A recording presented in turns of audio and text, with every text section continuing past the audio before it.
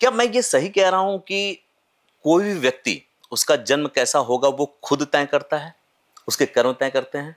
कर्म तय करते हैं पर व्यक्ति खुद तय नहीं करता। ठीक है। इनफैक्ट मैं ये भी कहना चाहूँगा कि जब किसी बच्चे का जन्म होता है तो उसको पता नहीं होता कि वो किस घर में पैदा हुआ है। जी। उसको अपने पिता से संपत्तियां मिलेंगी या उसको अपने पिता का कर्जा मिलेगा। ठीक है। उसको अपने घर से क्या प्राप्त होगा उसको कुछ पता नहीं होता। धीरे धीरे वो जब बड़ा होता है उसको तब भी पता नहीं होता। उसको सुख और दुख का कष्ट होता है। चोट लग गई, किसी चींटी ने काट लिया या बच्चा गिर पड़ा तो थोड़ा सा कष्ट हुआ, रो लिया, धो लिया, माँ बाप ने चुप करा लिया, पर उसको पता नहीं होता कि अभी वो किस घर में पैदा हुआ है। लेकिन जब थोड़ा समय बीतता है, बच्चा युवा होता है, तो उसको सब समझ आने लगता है कि वो एक अमीर घर में पैदा हुआ है। अमीर घर में पैदा होने के साथ ही उसको सारी सुख सुविधाएं, सुख संपत्ति मिली है, या एक गरीब घर में या फुटपाथ पे पैदा होकर के उसको जीवन भर का स्ट्रगल प्राप्त होने वाला है। ये उसको धीरे धीरे युवा अवस्था तक पता चलने लगता है। तो सर, जैसे आप लोग एस्ट्रोलॉजी में जब देखते हैं तो ये बताते हैं कि हम पिछला जन्म भी इसमें देख सकते हैं कि पिछले जन्म में वो क्या थे। ये सही है? जी। तो ये कैसे तय होता है? कोई भी बालक, कोई बिल गेट्स के घर में पैदा हो गया, कोई अंबानी के घर में पैदा हो गया, कोई झुग्गर झोपड़ी में पैदा हो गया, ये कैसे तय होता है कि कौन कहाँ पैदा होगा? एस्ट्रोलॉजी को देख करके ये जरूर पता चल सकता है कि अगर आज उस घर में कोई बच्चा पैदा हुआ है तो उसके प्रारब्ध क्या रहे होंगे। मैं ऐसे एक नॉर्मल बात बताता हूँ जी। हम हर पल जो कार्य करते हैं, ये कार्य एक क्रिया समान है। भाई किसी भी क्रिया को करना यानी कि कर्म है।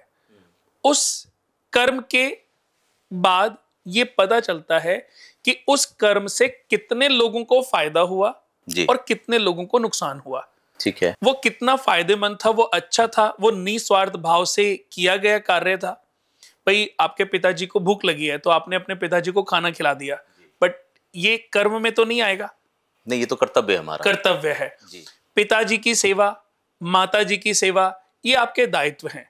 तो पहले तो ये पता होना चाहिए कि जो दायित्व हैं, जो आपके फर्ज हैं, जो आपके रिस्पॉन्सिबिलिटी है, वो कर्मा में काउंट नहीं होगी। कर्मा में काउंट होगी कि आप कहीं पर बाहर जा रहे हैं और कोई भूख से तड़प रहा है, कोई ठंड से तड़प रहा है, और आपको उसको देख करके आपसे रुका नहीं गया और आपने कंबल खरीदा, खाना खरीदा और आपने उसको ले जा करके बिल्कुल ठीक वैसी केयर की जैसे आप एक अपने फैमिली मेंबर की केयर करते हैं।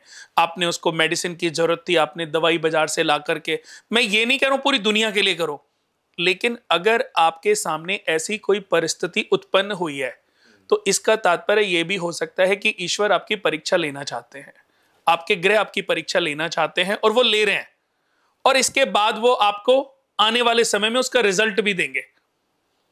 आपकी मृत्यु लिखी थी, वो कांटे में बदल गई। राजयोग था, वो अशर्फियों से भरी थैली में बदल गया। इस पे एक बड़ी प्यारी सी स्टोरी है जी।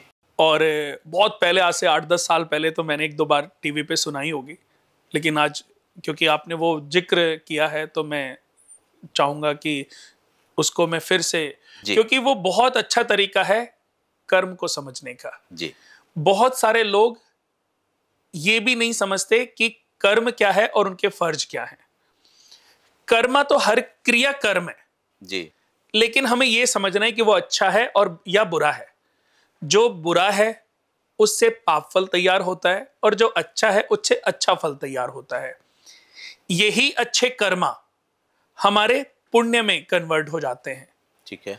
और यही पाप कर्मा हमारे पाप पुण्य में कन्वर्ट हो जाते हैं, पाप फल में कन्वर्ट हो जाते हैं, और यही हमारे प्रारब्ध बनते हैं। यानी कि हमारा जन्म कहां पर होगा, यही सवाल मैंने पूछा था। हाँ। कि क्या ये प्रारब्ध, हाँ ठीक है, आप इसको कंप्लीट करें फिर मैं आगे के क्वेश्चन पे चलूं। कि हमारा जन्म कहां पर होगा। जी। हम राजा के घर में पैदा होंगे कि रंक के घर में पैदा होंगे, हम इंजीनियर के घर में पैदा होंगे, डॉक्टर के घर में।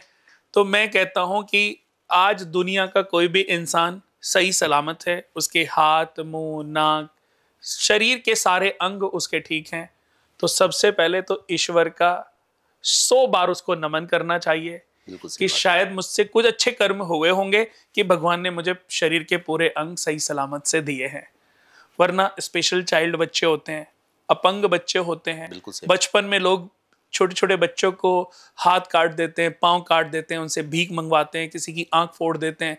ये देखो, अभी ऐसा अगर आपके साथ ऐसी परिस्थिति घटित नहीं हुई तो ईश्वर का तो हमें शरणार्थी होना चाहिए, ईश्वर का तो हमें शुक्रगुजार होना चाहिए कि भगवान ने हमें प्रोटेक्ट करके रखा। आज भगवान को जैसे सतयुग में, द्वापर युग में, त्रेता युग में और द्वापर युग में, जैसे त्रेता युग में भगवान को प्रसन्न करने के लिए लोग अपनी गर्दन काट देते थे, अपना सर चढ़ा देते थे, अपनी आंखें निकाल के शिव भगवान को अर्पित कर देते थे, घोर तप करते थे, ब्रह्मा जी की, विष्णु जी की, महेश की, और मनवांछित वरदान प्राप्त कर लेते थे। मनवांछित राक्षसों के वरदान क्या होते थे? अमर होना जी, कि मुझे कोई मार ना सके, मैं दिन में ना मरूं, रात में ना मरूं, ना पाताल पे मरूं, ना धरती पे मरूं, ऐसी ही सब बातें।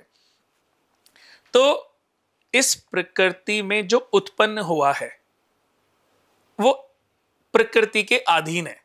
जो इस धरा पर आया है, इस धरती पर आया है, चाहे वो वृक्ष के रूप में है, भाई 84 लाख योनियों में 30 लाख योनियां तो वृक्षों की है, पेड़ पौधों की है। अब पेड़ को काटना पाप है। ऐसे बहुत, मैं ये नहीं कह रहा हूं ये करना चाहिए, बिल्कुल नहीं करना चाहिए, ये तो पाप ही है। पर आज हम जो सब्जियां, जो फल फ्रूट्स, या जो हम गेहूं, इनकी जो फसल होती है, काटते तो हम उन्हें भी हैं। हाँ, ये सुनने के बाद तो लोग डर जाएंगे कि भाई हम पाप कर रहे हैं वहां भी। देखो, वो क्रिया कर रहे हैं, हर क्रिया को किस कारण, मैंने ये बात शुरू में कही है आप, बताई कि हर क्रिया के पीछे आपका उद्देश्य क्या है।